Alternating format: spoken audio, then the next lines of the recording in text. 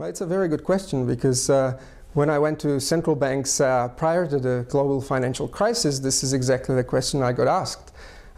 You know, we are an independent central bank. Why? What kind of fiscal monetary interactions are you talking about? We have nothing to do with fiscal policy. And it certainly seemed like that to many people, but I think now, following the crisis, most people realize that the borderline between monetary and fiscal policy is kind of not so clear-cut as people had thought. I mean, that there are many different channels that go from one policy to another. What we teach our first-year macro students is the obvious channel where if the government's spending too much and running big deficits, that's going to create, you know, inflationary pressures, and that puts the central bank into a situation where it has to do something. It has to, you know, raise interest rates to ensure that inflation doesn't get out of hand. Obviously, it also affects inflation expectations. There are other channels that are a bit less standard. We have the Sargent and Wallace 1981 unpleasant monetarist arithmetic that basically says that if the government's running a debt, that eventually the central bank might have to might be induced or forced to monetize the debt and just print the money to cover the debt. There's the fiscal theory, the price level by Eric Leeper that kind of shows a slightly alternative channel through which fiscal policy affects monetary. But in all of those cases, one way or another, the fiscal excesses will spill over to monetary policy and threaten monetary policy outcomes.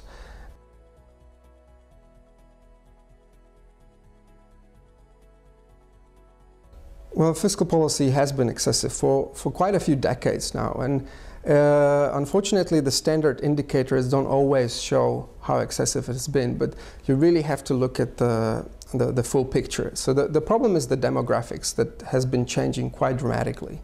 If you look at the 1960s and onwards, when most of the pension systems and healthcare systems were kind of being formed, we had a growing population. We had a population boom, and the number of people that were contributing to the system was growing.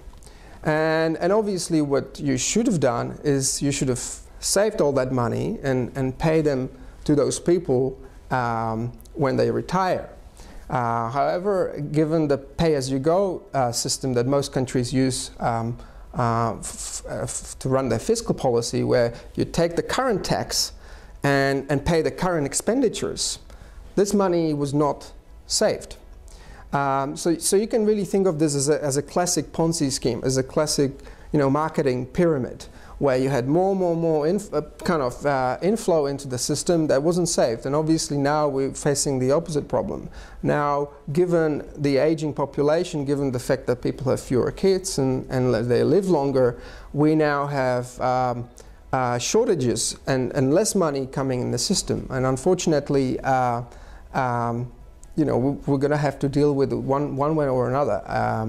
And the clear answer is that we need fiscal reforms that actually address these long-term demographic changes. But, you know, they're kind of quite painful politically, and they're very unpopular. So many politicians tend to avoid these kind of solutions. So all the focus in Europe now is on the current debt problems, but it's really just the tip of the iceberg. The big issue is really down the line. It's in the pipeline. It's all that, and I don't see politicians actually paying enough attention to those sorts of things.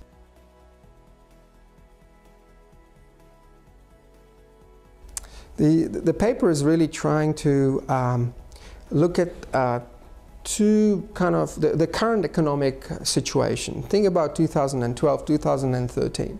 This is the aftermath of the global financial crisis. And the world economy and some leading economies like the US and European countries, the economy is still in a pretty bad shape. The recovery is much slower than we had anticipated, much slower than it was after the previous recessions. This is the short run kind of dimension. What should we do about this if if anything. And then there's the long run perspective that I had just mentioned, which is about sustainability, long-term sustainability of fiscal policy. So what the paper is trying to do, it tries to model, explicitly model these two perspectives, the short term and the long term, and importantly, it looks at the linkages between them. So how does the long-term fiscal sustainability problem affects the behavior of the policymakers now, whether they should do austerity measures or whether they should do a fiscal stimulus, but if they do a fiscal stimulus, that's going to make their long-term situation worse, and it's going to upset the markets. So these sort of issues that the paper is really trying to understand. And obviously the big question is also the monetary policy outcomes. There are these two camps, basically. The people who focus more on the short term, like Paul Krugman, they're really worried more about the current weaknesses, and they say, well, unless we stimulate the economy either through monetary or fiscal measures, the economy is going to go further down the drain, and it's going to lead to potentially deflationary outcomes and really, kind of big cost on in terms of social welfare.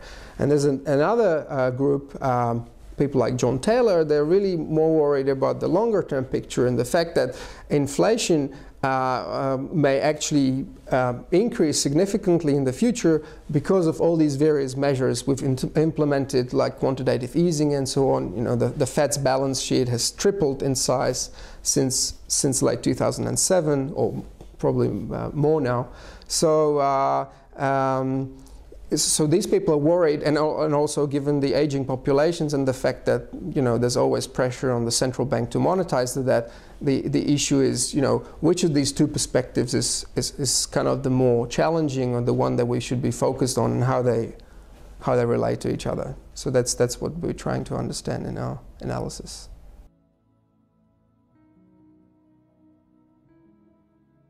In the literature, most papers looking at the interaction between monetary and fiscal policy, they indeed use large-scale kind of DSG models to do that, and we haven't gone down that route for one main reason. The main reason is that we want to capture a slightly different aspect of the interaction between the two policies, which is the strategic aspect.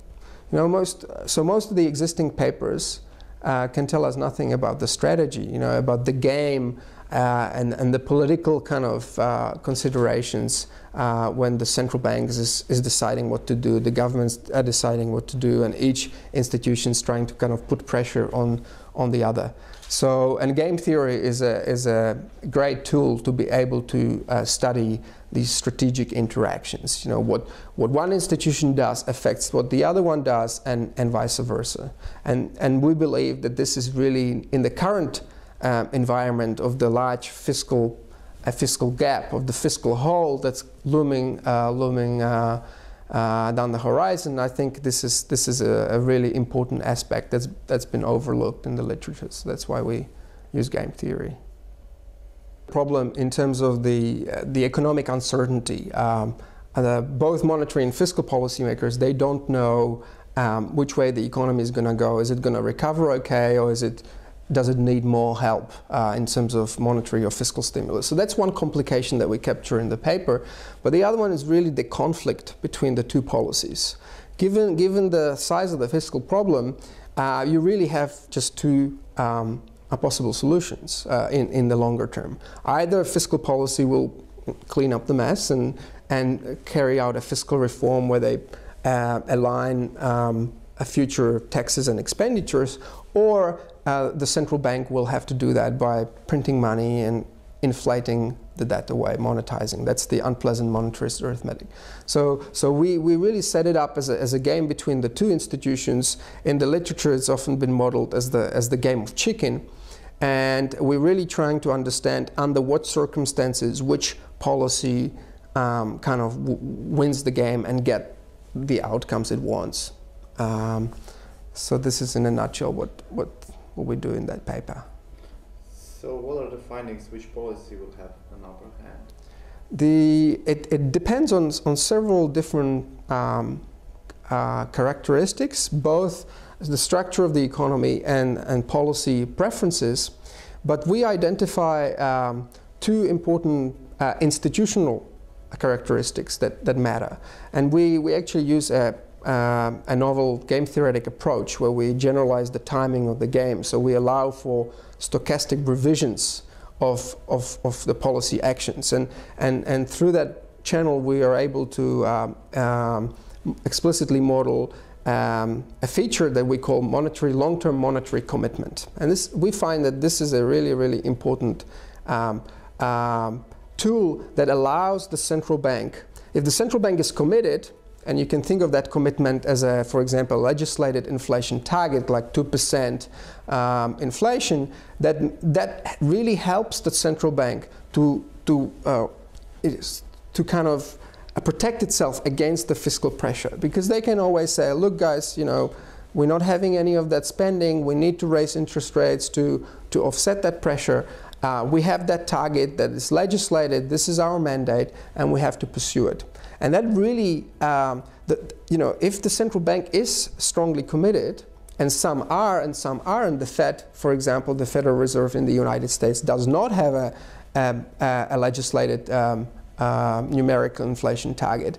But if a country does, it really seems to help the central bank to kind of fight the fiscal pressures and give the central bank ammunition to fight the government. And what does that do? Well, that actually changes the incentives of the government to run the debt in the first place. If the government knows that whenever they come up with a package and try to buy more votes by extending all the whatever spending they pursue, then if they know that the central bank is going to try to offset that by raising interest rates, and they're not going to get the political benefits that the government hopes for, the government has less of an incentive to actually do that. So one of the interesting kind of implications of our analysis is that if you have a strong monetary commitment, it may actually discipline fiscal policy in some sense. That fiscal policy, stops running deficits and kind of moves towards more of a balanced setting. Obviously, if that's not the case, then it's likely that the fiscal policy is going to have the upper hand and kind of induce the central bank to deal with the fiscal problem by monetizing it. No, it doesn't mean that. There are two types of central bank independence that the literature talks about. In fact, I think the distinction goes back to Fisher and DeBell. There's a goal independence where the central bank can just decide whatever their objective should be. And then there's instrument independence or operational independence, which just means that, given the objective, they have the freedom to set interest rates in order to be able to achieve that objective. And there's a big debate, which one's the better one, but I think there's more or less a consensus that central banks need to have the latter one, the instrument independence, but they don't need the goal independence. In fact, they should not have goal independence. Why? Because think about it, would not be democratic. Think about an independent institution that doesn't have a political mandate. The governor wasn't voted by the voters, but it could decide on such important matters as what to do. So that is not something we would want. So it is that the society or the government imposes the inflation objective or some kind of goals on the central bank, and then the central bank has an independence in terms of how to achieve those objectives. And obviously with that independence comes accountability. So the central bank is accountable for achieving those objectives. That's true. Goal independence seems to imply instrument independence, but not the other way around. So goal independence is kind of more of an independence than just instrument. And what I'm trying to suggest that we should kind of limit that only to the instrument independence. In New Zealand, for example, there's what they call policy target agreements with the two institutions, the governor, the central bank, and the government. Whenever there's a new government that comes into power, they sit down and they sign this this target agreement, and they basically agree on what the target should be. That seems like a good option. In fact, Don Brash actually argues that it also has a big disciplining effect on the government when the government is forced to agree with the central bank on what the target should be. Because once they agree, then the government cannot really come up and run up these huge deficits that are inflationary, because the central bank can always say, look, you agreed with me on this target, but your policies are really causing me to struggle with that target. So you have to change your policies. And given it's all transparent, it's all legislated, the public can see that the central bank is right. And again, that puts pressure on the government to behave on the fiscal front. So that is, and there's other examples that you can think of. The Bank of England has a different accountability procedure. They have this open letter.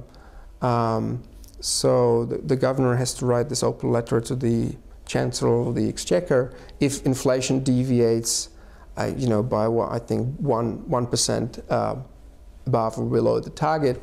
And again, in that letter, they have to explain clearly, why it deviated and what measures are going to be implemented for inflation to come back to the target range. So there's a lot more transparency and accountability in monetary policy making that there used to be. And the important or interesting point is that we don't see any of that on the fiscal front.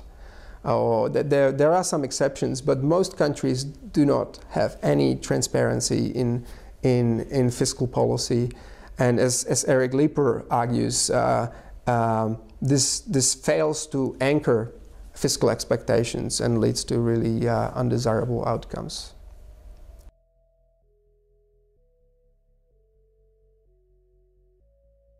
This is a common misperception. This is, in fact, and even former Fed Chairman Greenspan, I think, had this misperception. The idea that the explicit inflation target actually implies a strict inflation target. That is not true. All the inflation targets in developed countries are, the commitment is not to 2% inflation, every period. That's a commitment over the medium run, over the business cycle. So that's on average. On average, you have to be at that level, on that narrow range. But it actually allows for deviations over the business cycle. And because it allows for deviations over the business cycle, that allows the central bank to actually stabilize the real economy and look at, unemployment and so on, in attempt to reduce the volatility of these real variables. So, and there's a lot of empirical research that shows that even countries like New Zealand with what's called a unitary mandate that has price stability as the only monetary policy objective, they actually respond in the very same way as the United States, where they're still trying to stabilize the deviations. The recent crisis is a good example because, as you saw, most central banks have really deviated from their inflation targets in order to support the real economy. And it didn't matter whether they had a dual mandate like the Fed, or whether they had a unitary mandate like the Reserve Bank of New Zealand. So no, it does not mean when I'm advocating a monetary commitment, what I'm advocating is really one that is legislated, but it's an average commitment over the long run. It does not mean that the central bank really has to be very strict and basically ignore the real economy. That's not what. And in fact, I have a paper that models this explicitly and shows that explicit and strict inflation targeting is something very different. And if you have an explicit target, it doesn't have to be strict at all.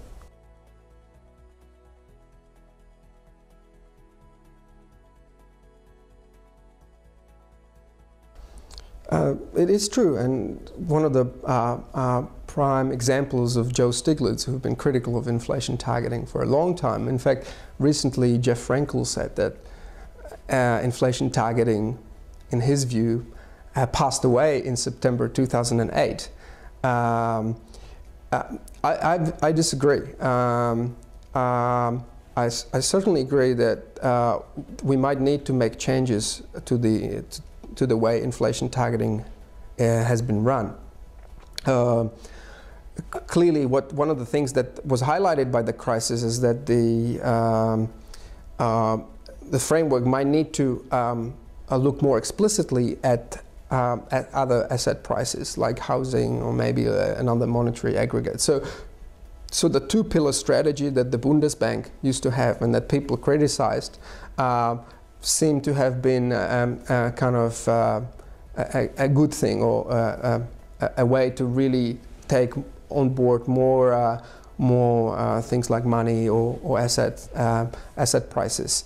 In fact, in new Keynesian models that were very popular prior to the crisis, there's no room for money at all. That variable doesn't even feature in that analysis. So I think we do need to look at other things. Whether, how we do that, whether we extend the inflation target so that it no longer looks at just consumer prices, which is the case in most countries, but really has a broader measure of inflation, that remains to be decided, and I think a lot more research is needed for that. There are pros and cons. One of the obvious disadvantages that you're going to lose a little bit of that anchoring effect because if you have a broader measure, people understand what CPI inflation is. If you have a broader measure, it might be harder to understand, and inflation expectations are not going to be as well anchored, which is going to cause some problems for policy. But on the other hand, there's going to be some advantages in terms of more, focusing on the right thing. So I'm not saying that we don't need changes to the inflation targeting framework, but I'm still yet to see any major problems. The Fed has not really been an explicit inflation targeter, and they've had probably the biggest problems. So I'm really, and as we've seen, the central banks have really kind of focused on the weaknesses in the economy. So they have not blindly pursued their inflation objectives. So look, it'll be interesting to see which way it goes. But as I mentioned, there are some good advantages of inflation targeting, and the robustness of the regime seems to be evidenced by the fact that, in fact, no country, to my knowledge, has ever abandoned the regime. And in fact, I have another paper that tries to model the advantages, not only the anchoring, but also things like a reduction in the monitoring cost to the public. I mean, in the past, you had a lot of people in commercial banks trying to just understand all this mystique that was coming out of the Fed and trying to understand which way the Fed was moving. They wouldn't even tell you what they did with the interest rate. Now most central banks don't only tell you what they're doing with interest rate, but they tell you everything else. They publish their models, their forecast, all those kind of things. And that seems to have really contributed to better understanding of monetary policy and the transmission mechanism by the private sector, which I think is, for the private sector, it's certainly a good thing. It's just cheaper for them to take all the information rather than having to spend days and days trying to work them out. So we'll see. We try to do something. We have a recent Czech National Bank working paper with Michal Franta, who in fact is a graduate of this institution, CERGE-EI, and Petr Stehlik, who's in Pilsen. We try to track monetary and fiscal interactions over time and across countries. So what we do, we set up, we use this novel empirical technique, time-varying parameter vars combined with sign restrictions, and we basically try to understand how monetary policy responds to fiscal actions. So we look at one of the things we do, we look at the impulse responses of the central bank, so the changes in the interest rate, to a debt finance fiscal shock. So think of a situation, you know, it's before the election. It's not that you are in a recession or something, so there's no real need for spending, but the government nevertheless wants to appeal to the voters, and it comes up with a fiscal package. You know, how will the central bank respond? Under, you know, the ideal circumstances, what you would like to see is the central bank actually to offset the inflationary effects of that fiscal stimulus. The central bank should increase interest rates, basically go against the government, fight with the government. That's the game of chicken. Sometimes it's also, think of this as a tug of war. And the question is, will the central bank do that, or have central banks done that? So we look at three main inflation targeters, or three early inflation targeters: Australia, Sweden, and Canada. And we look at three non-targeters: the US, Switzerland, and Japan. And what you see, the evidence is not 100% clear-cut, but generally what you see that over in the inflation targeting countries, in the early 80s and so on, the central banks accommodated. So lowered interest rates, did the wrong thing, and basically said, there you go, Prime Minister, we're not going to cause any troubles. You want to spend, you run up debt, we're going to lower rates so that you can finance the debt easily. And over time, especially after the implementation of inflation targeting, central banks no longer do that. In fact, central banks seem to do the right thing and go against the government and raise interest rates in inflation targeting countries. So there was a clear change. If you look at the non-targeters, like the US, you see the exact opposite. Chairman Volcker was fighting, you know, in the early Reagan times, the big deficits. But from then on, you see policy, monetary policy accommodation of fiscal shocks. So you see lowering rates. And you see that both on impact, so the immediate, as well as over a longer horizon. So that's an indirect, you know, a very indirect, I have to say. It's not a conclusive evidence, but it's indirect evidence of the fact that inflation targeting, so an improvement in monetary commitment, may have actually had a disciplining effect on fiscal policy. And even if you just plot, which we do in that paper, if you just plot fiscal balances, whether you run a deficit or a surplus, you'll see a clear change about 2-3 years after implementation of inflation targeting in all those countries, including UK and so on. You see going from deficits to surpluses, and basically, you know, having a good fiscal policy all the way to the crisis. In the non-targeters, you don't see that, you see the opposite. Now, one thing I should say is that I've been talking about the deficit, but there's actually a lot of literature, for example, Larry Kotlikov, that rightly argues that the deficit is a statistic we should really not pay much attention to. It only shows you it's a very kind of inaccurate and simplistic view of the whole debt, primarily because it's not taking into account all the future liabilities that the governments have.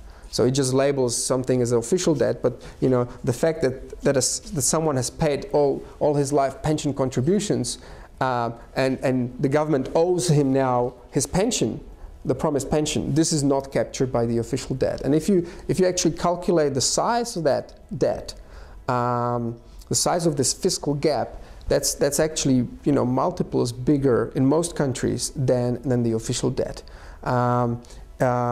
For example, in the United States, the official debt is, you know, something over 16 trillion US dollars. The unofficial debt, if you take the net present value of all the future expenditures minus all the future liabilities, you get to a number that's something in the order of 230 trillion. So more than 10 times more than the official debt. And again, so we really need to talk about this number rather than the official deficit and debt, because these are meaningless statistics. But you know, I use them because everyone else is using them, so that we have a common language.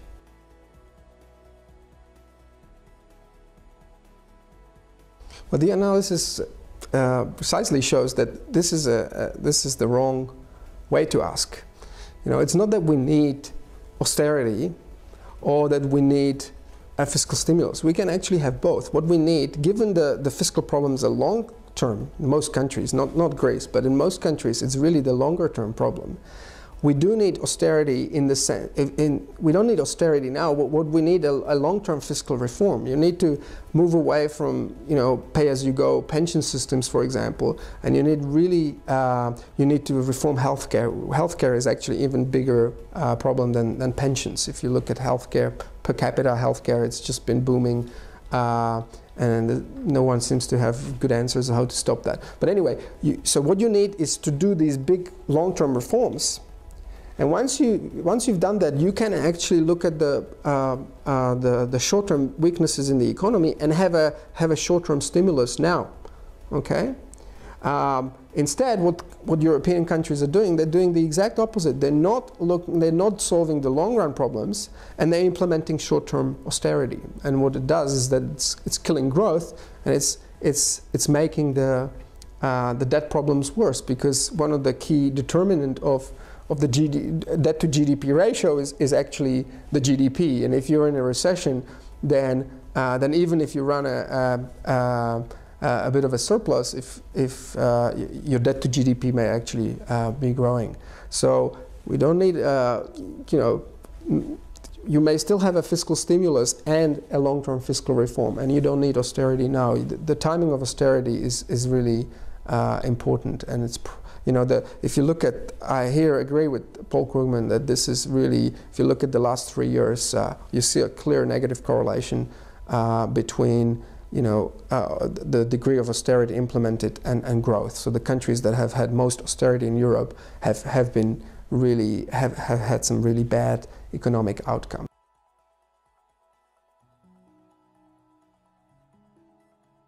Well, monetary union is we show basically that all the things I mentioned about monetary commitment goes through in a monetary union. But there are two main problems on top of that, which means that the situation is worse in a monetary union. One is, and that's known, and in fact Paul Krugman is again someone who's been talking a lot about this, is that the EMU is not an optimal currency area as it is. And that means that it may actually hurt most of the countries. We saw that clearly before the crisis. If you look at the early mid-2000s, France and Germany were not doing too well, they were stagnating, whereas Spain and Ireland were booming. And if they were not in the European Union, the European Monetary Union, well, you would see a cut in the interest rate in Germany and France, and you'd see an increase in interest rates in Spain and Ireland. But obviously, because they have a common currency, you couldn't do that. So, in fact, the interest rates wouldn't change much, which meant that they were too high for Germany and too low for Spain and Ireland. And in the latter two countries and others, it actually have very much fueled the housing bubble. In those countries. Low interest rates mean there's a lot of housing construction, a lot of people taking mortgages and so on. So you could, these countries could rightly argue that, Euro did a lot of damage in those countries. They're very different from the Greek story where you have fiscal waste. That's different. And the interesting thing is that now you need the opposite. Germany, through that period before the crisis, they've got a lot of competitiveness because inflation in Spain, Southern Europe was much higher, meaning that the German unit labor costs have dropped, say, 25% relative to the south of Europe. So no wonder that Germany is now benefiting from that by having, by being the only country that's growing in Europe, or one of the few, and having huge exports and growing exports. And what is basically what the solution being suggested, because the ECB is not, it doesn't want to hear about higher inflation, that means that for this competitiveness to be reversed, you'd actually have to have an internal devaluation in Spain and others, which basically means, having deflation, and we know that that's a bad thing with very negative economic consequences. But so that's just an example of how the EMU might be hurting. But that's the standard story. We identify a different story. That's what we call a free riding. And it's different free riding from just, a small country relying on a bailout by a big country. What we show is that in a monetary union, think of a small country entering the EMU. And think about the story what we had before where monetary policy can discipline fiscal policy. But now, within a monetary union, if a country like Greece is spending too much on the fiscal front, the Bank of Greece can't discipline them now because the interest rates are out of their hands. And what is the ECB going to do? Well, the ECB has to again look at the union as a whole. And because Greece is just a small part, the ECB is not going to do much. In fact, that's precisely what was happening in the early 2000s. So you lose that disciplining channel that you had, and we show in the paper that makes it all the worse. And obviously you lose another disciplining channel, that's the financial markets, because we saw in the early 2000s that the risk premium between Greek and German bonds kind of converged. So financial markets interpreted it as Greece being implicitly insured by the big countries, and they were right. So there seem to be a number of problems, and I want to say I'm not a Eurosceptic by any means. I mean, I think a monetary union can work under some circumstances. I think few people would argue that the US would be better off if they had individual currencies.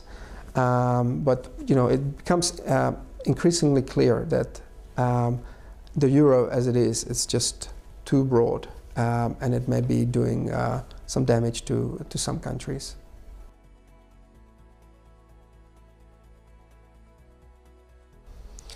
Well, I think it's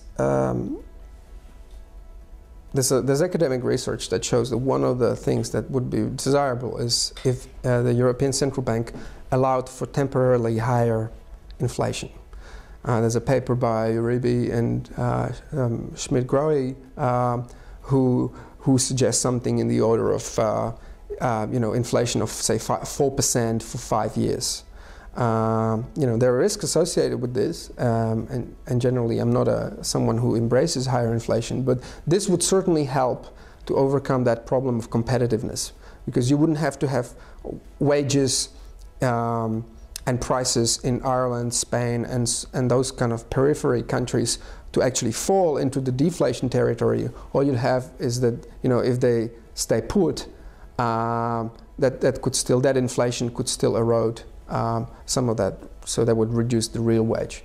And I think the implication is that probably, and I've been saying that ever since the cheating of the Greek deficit numbers became apparent in, I think, late 2009, that Greece will kind of go bust and will probably have to leave the euro. I mean, no one really has a good scenario how that would happen. That's why no one wants to even contemplate that. But I just can't see how that might continue.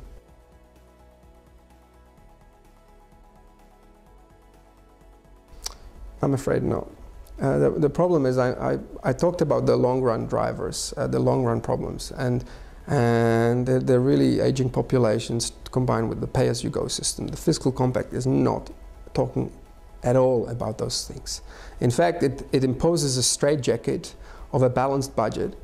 And by the way, it talks about balanced budgets, and then in the next sentence it actually allows a deficit of 0.5. So somehow in the European mathematics, it seems to be the case that minus 0.5 is actually greater or equal than 0. But anyway, leaving that aside, what that straitjacket does is that if you have an aging population and your fiscal problem is getting worse, if you are to achieve balanced budget, it means that every year you have to perform more and more arbitrary short-run cuts into important infrastructure projects or education and so on, because every year you have fewer people working and more people receiving pensions and healthcare. So you just have to come up with arbitrary cuts. And that's really, you just need a solution that's just going to be long-term so that it doesn't hurt particular groups in the society excessively. And this is not happening. So that's, the attempt is correct to do something about it. But I think it may actually be counterproductive.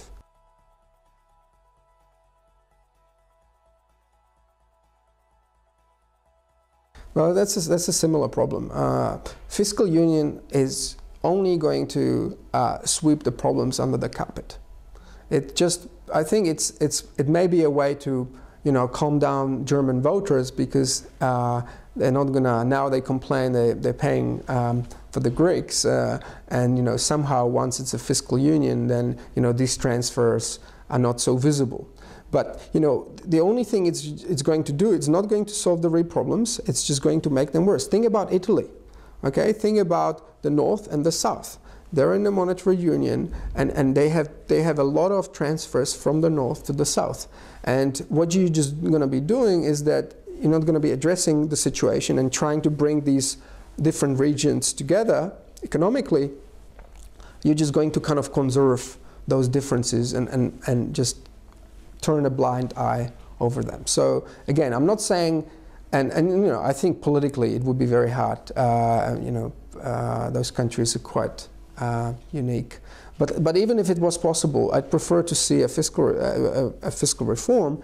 And per se, I'm not an enemy of a fiscal union. If this is where we're going, if Europe's going to become one nation, that's possible. But again, it shouldn't be a way to deal with the problems, because it would just try to avoid them rather than solve them.